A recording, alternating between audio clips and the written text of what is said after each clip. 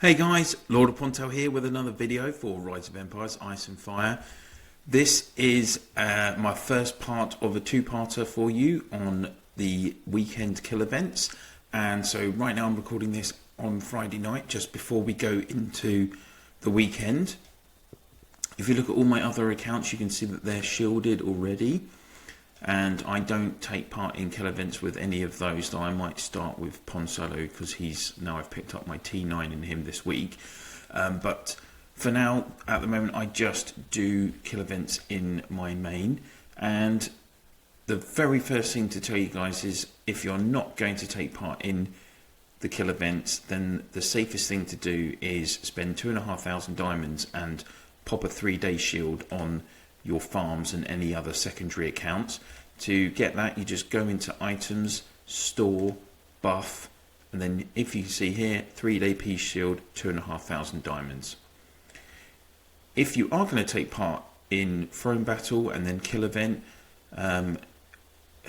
depends on where you are in the world, but for me in the UK, the throne battle always starts at 2 AM or 3 AM in the morning, depending on what time of year it is. Currently it's 3 AM. So I don't stay up every Friday night through the night to do the throne battle, unfortunately. That's kind of a big negative for me, but you know, I can't justify it, particularly if I'm working on a Saturday morning. So so what I will do now is I'm going to pop a shield on my town, and I will put an 8-hour. So I'm nicely shielded now for while I'm asleep.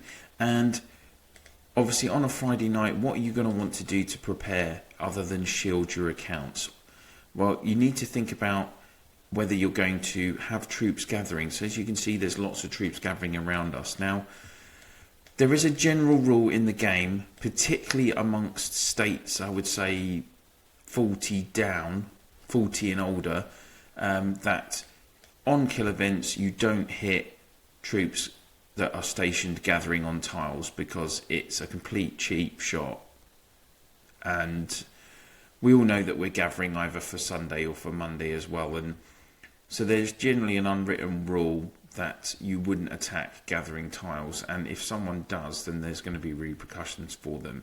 Now, in the older states that we've come up against, often actually they just say anything goes, and they will, as a rule, hit gathering tiles. So it's always worth, you know, probably the leaders of your state kind of clarifying what the rules are, what the parameters are before you go into a kill event at the weekend, and you just do that by corresponding with the players in the opposite state. You know, it doesn't matter if you are going to do it, as long as you have those set rules agreed, and you can communicate that to the players in your state. By the Emperor sending an Imperial message, or just the Alliance R4 and R5s communicating that through. So that's where like having good communication is really important, both interstate and interstate levels.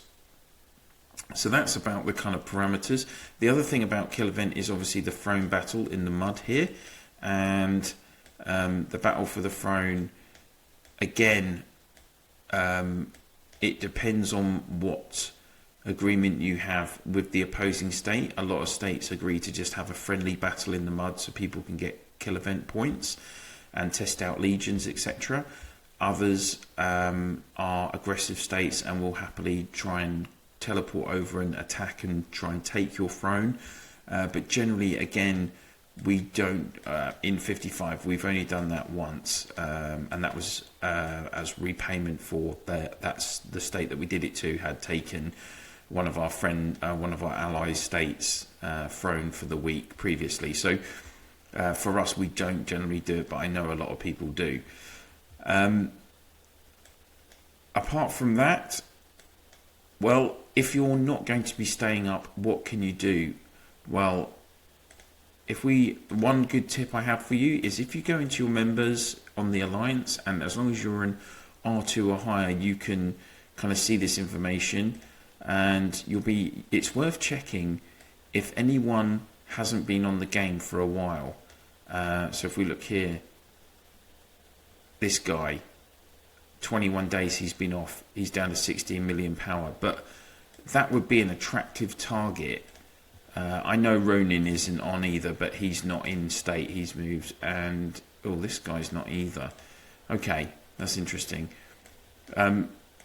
It's worth kind of checking if any of these players haven't been on and whether you can reinforce them and basically get points for doing nothing, because the enemy will, quite often in kill events, as you're going to see in part 2 of this video, you don't have time to scout a target.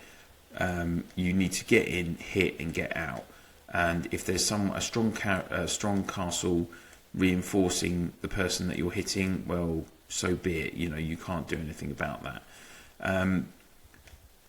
So let's have a look who's going to be a nice option for me.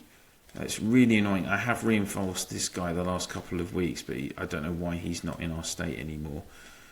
He must have transferred. Richard hasn't been in, but he's only level 21. How enticing a target is he going to be? Raji wasn't on last week, but has come back on by the looks of it. Okay, let's go with Richard, because he hasn't been on for 31 days. Is he in the state? No, he's not. Okay, this is not turning out as I planned. Let's see, what about Can't Smoke the Fox? Yes, here we go. Scottish player. And see, you can, if you click on your alliance members castle and you click on reinforcements, okay, someone's in there already, but you can then dispatch a legion to help defend that castle. So obviously you're going to need to have quite a strong legion, but it depends what you want to consider in. I mean, you can send whoever you want, and you know, you're going to lose troops. It's a kill event, but you're getting points for doing nothing. So let's just have a quick look and see if we can reinforce anyone else that hasn't been online. So as you can see, this is a tactic that a lot of people do, and other people from my alliance have already been reinforcing those that haven't been active. My one issue was I was actually in the Eden map, and I needed to. I've only just been able to come out. So Caron as well. He's going to be a very he hasn't been on for 2 days. Bit unlike him actually. He's usually a very active player. No one's reinforcing him either. So I'm going to pop in there. You know, it might be that in an hour's time he does shield, but you just don't know. And I've got one other strong legion, my Footmen Legion, which not as potent as the other 2 cavalry legions, but it would still get me some kills. You know, archers are the most effective at killing, so if you've got a decent archers legion, then I would suggest that you prioritise that for sure. Let's have a look in now. Chinooka wasn't on last time, but then he did come on. Is anyone reinforcing him? No. So I'm going to pop a legion in Chinooka as well. And can we find one more? I'm just going to have a look and see if I can find one more, guys, and I'll come back in a second. Okay, so Jeet Rajput has not been on for about 4 days, so I'm going to reinforce him as well, but it's going to be my 4th Legion, which will be a Cav T9 Legion with 3 maxed orange heroes, but obviously that's not going to do crazy amounts, and certainly won't put up a fight against some of the bigger players that we're up against in 92. But so that's going to be, I've now reinforced 4 different alliance members, and you know, people have a busy life. They do forget to come on the game for a few days. They do forget to shield. It's just one of those things. But now I've done that, the next point to do is to put some buffs on. So you want to pop your attack bonus on, which will give you a 12-hour might bonus. So that will cover while you know, I'm asleep, and also a 12-hour defense bonus. Now this is 250 diamonds for that, or you can use some alliance points from the alliance store. It's 50,000, and you can get a might bonus and defense bonus in your alliance store as well. So there's a couple of options for you if you're really tight on your diamonds and you don't want to use your diamonds. You can use your alliance points to get those. So basically that's it for Friday night. what I would say is, if you are going to be taking a part at the very start of kill event, then you want to go as well onto the maps and into world view and pop over to whoever you're fighting against. So we're against 92 today, and it's worth having a look in that state to see if any major castles aren't shielded, and so they would be ideal targets for you. So there you go, 1.9 million power, only a C19, but for, like, you know, if you're a T8, that's a good target for you. Interestingly, they are doing Reign of Chaos as well by the looks of it. So it's worth kind of having a look around and seeing if you can find any nice targets that aren't shielded. So this guy, woo, 9 million, very nice. So what you want to do is select them, and then if you look here, the bookmark image, click on that, click on enemy, then select OK, and, you know, come back to your own state, do whatever you want. And then if you click on bookmarks, so this little icon here next to the coordinates, and click on enemy, there he is, he's ready to go. And if you select him, you then be able to go straight to him and teleport next to him and attack him to get your points.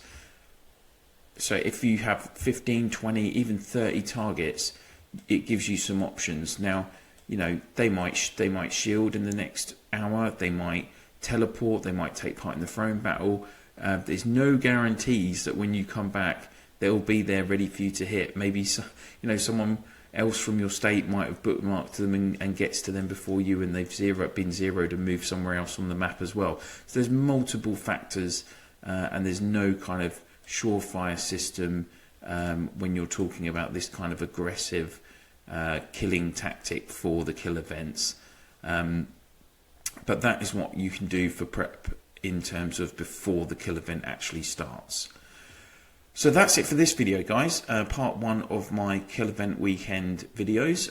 In part 2 tomorrow, I'm going to be actually showing you some tactics for attacking in both your home state and in the opponent's state. So we'll have a look at that tomorrow or later today, depending on when I release the videos. And I hope you found this first part useful and helpful. Thanks very much for all the support on the channel as usual. I really appreciate it, guys. It's been fantastic this week. And please don't forget, if you haven't already, to subscribe, ring that bell, like, and of course share my channel in game, in your alliance chat, in your province chat, and through your networks. I'd really appreciate it. And of course, place any comments that you have in the box below. And that's it for this video. I'll see you soon.